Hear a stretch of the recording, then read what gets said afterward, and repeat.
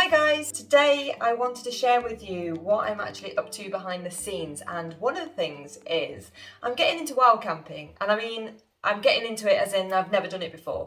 I'm going to be doing a series of YouTube videos for people that, like, just ordinary people that know nothing about bushcraft and don't have a massive budget to buy the most expensive tents and stuff like that. But I want to get into wild camping and maybe a little bit of bushcraft to see how I get on. But I'm going to show you the basic version, the let's get everything sort of secondhand, hand-me-downs, borrowed stuff, and just have a go and get out there. I mean, I'm not good with the cold and wet weather. I'm not great in the dark, and I'm not good with bugs. So I really, really want to have a go at it. I want to push myself out of my comfort zone, and I was hoping to get better weather, but this summer looks like it's going to be a bit of a washout. But it's not going to put me off. So I just wanted to share with you the stuff that I've got going at the moment, and I'd love to have some advice from people that have done wild camping or tarp camping or bushcraft or whatever. So if you've got any advice, then please do comment below. So yeah, let's get straight into it. First of all, the only bag I've got at the moment is this one that is actually a freebie that I got from someone off Facebook. One of the girls out of my Wild Wanderers group, she actually gave it to me for free. It's a little bit tatty and it was a bit sort of stinky mouldy when I got it, but I managed to wash it with a load of white vinegar and got it all cleaned up, so it's fine.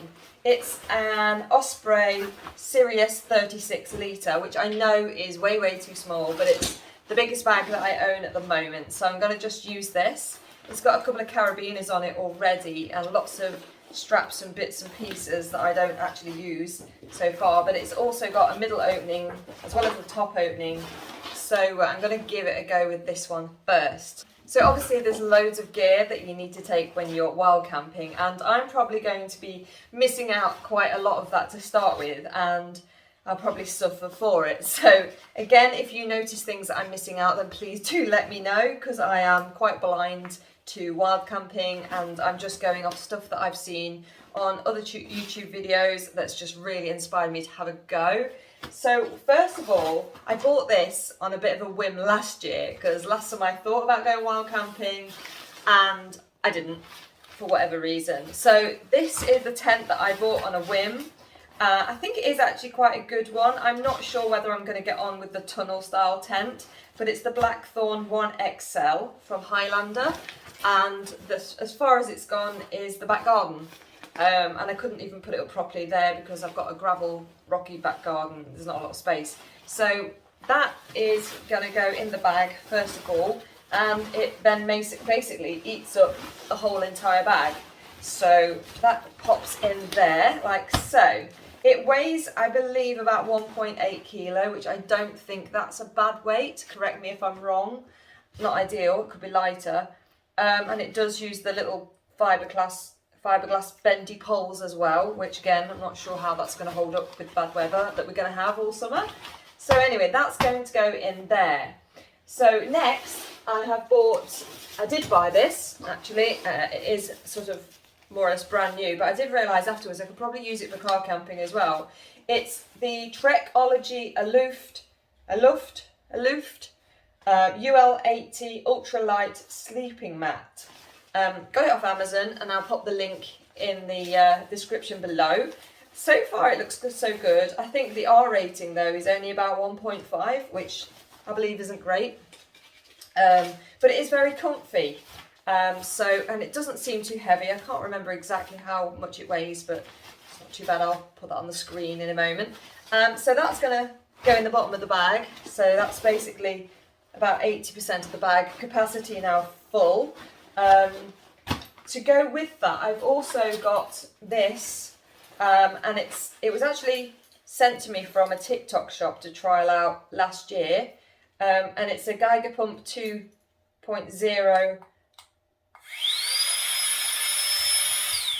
and it automatically blows any inflatables up. So I'll also be taking that as well, because I'm not going to be killing myself blowing that up. So that will go in the top pocket up here. Next, well, I've got my drone, but I've also got a sleeping bag. So the next is the sleeping bag that also I got given for free with this rucksack. I do have a warmer but very big sleeping bag. And that's the one I use when I go car camping or normal camping, but it weighs too much and it's massive. It would never even fit in here. So the one I've got at the moment is a Mountain Warehouse Traveller. And it is obviously very skinny, synthetic, and probably not the warmest. But that's what I've got to go on at the moment. Again, if you've got any recommendations for a sleeping bag, do let me know, because that's what I'm going with. So I'm going to squash that down the bottom there. So yeah, it's going to fit in there. Now, it's very important to not only be able to be comfy when you sleep, but I need to drown out the animal noises that are probably going to keep me awake all night. So in here are some earplugs in this little nifty plastic pot that I found on the floor of my bedroom. So that will go in the top there. Also, very important, when you're out at night to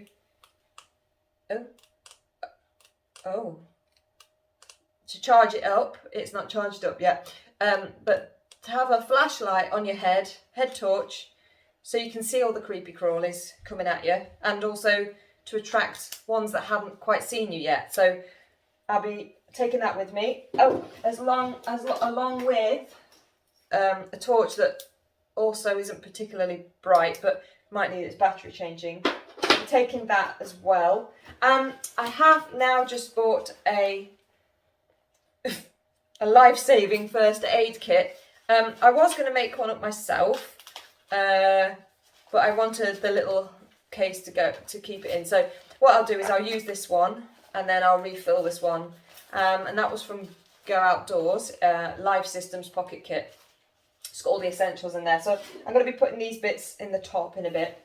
Now then, I was recommended to get one of these in case of emergency or in case water gets in the tent, just to keep my sleeping bag warmer and dry. And that is a bivy, or a body bag as I like to call it, because that's what it basically looks like. This one is the OEX Bush Pro Bivy, which has good reviews online. I actually bought it from Go Outdoor in the sale, so it wasn't too badly priced, and I've not even used it yet, so that's going to go in there as well. Oh, and I also need this because when these like deafen out the creatures, but then these attract the bugs, at least if they're going to crawl across my face, I won't see them. So that is also going to go in the accessories. Along with these, I also need mosquito-y buggy spray and relief when they ignore this and bite me anyway. So that they'll also go in there. What else? Emergency whistle, because you just never know when you want to attract more attention. I mean, that is not the idea with the stealth camp that I'm hoping to do very soon, but in a case of emergencies. Also need a map. My compass I also have somewhere, but it's not in my pile of things. So this map is of the Dark Peak in the Peak District. I'm not sure if that's my choice of location for my first wild camp, but just as an example, the map will also go in the bag, along with tablets, headache tablets. Always need headache tablets, because no doubt I'll get a headache. Now, the issue I've got with this bag is because it's only 36 litre. I also have my drone, which is the DJI Mini 2 entry-level drone. It also carries my little microphones that I sometimes use. My mini SD cards go in this little box there for my phone, which is all that I use to film on at the moment, to be quite honest. And I also have a couple of power banks and cables that will go in there. Now, this weighs a fair bit. I'm not sure how much, maybe 500 kilos. That's got to go in here as well somewhere, and this is going to be where the struggle begins. So I'm going to try squeeze it a better way of packing. So here. Squash the bivvy down with the sleeping bag, squish it down that gives me a little bit more room in the front pocket. But on top of this, I've also got my gas stove and, you know, my little cooker that goes on top. It just screws on, which I haven't got it here at the moment. They're in the car, so they will go in there as well. And then, of course, I've got all the food, and I've also got, still got its label on actually, a plastic mug for hot drinks. That will go in with my little cutlery, which is also a plastic knife, fork and spoon. Doesn't weigh anything, which is great. They will also need to go in there. Now, I've also stolen out of my bike puncture repair kit some puncture repair patches, because if the inflatable sleeping mat gets a puncture, I'm going to use these, and I know again it's probably not the best thing to use, and if anyone can recommend something better, but I'm going to take these with me as well. So all this stuff is also going to go in here, along with food and clothes. So imagine all that's in there. In fact, that needs to go in. They need to go in. I'm just going to shove it all in.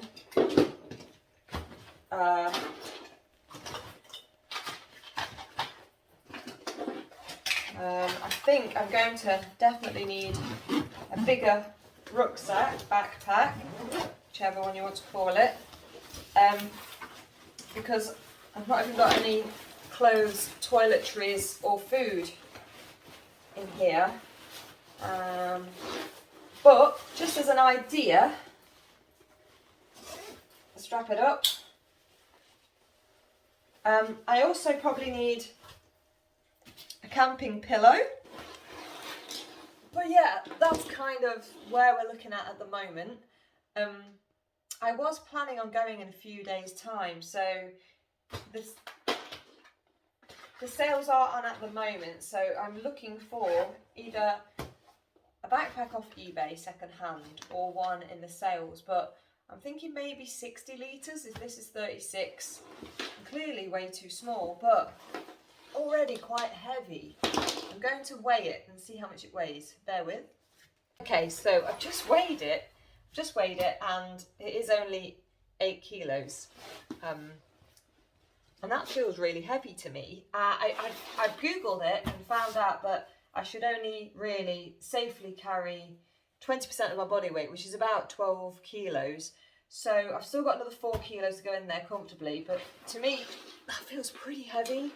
But, you know, to be fair, the bag's got a decent back frame thing and the straps and everything. So the bag itself sits on your hips quite nicely.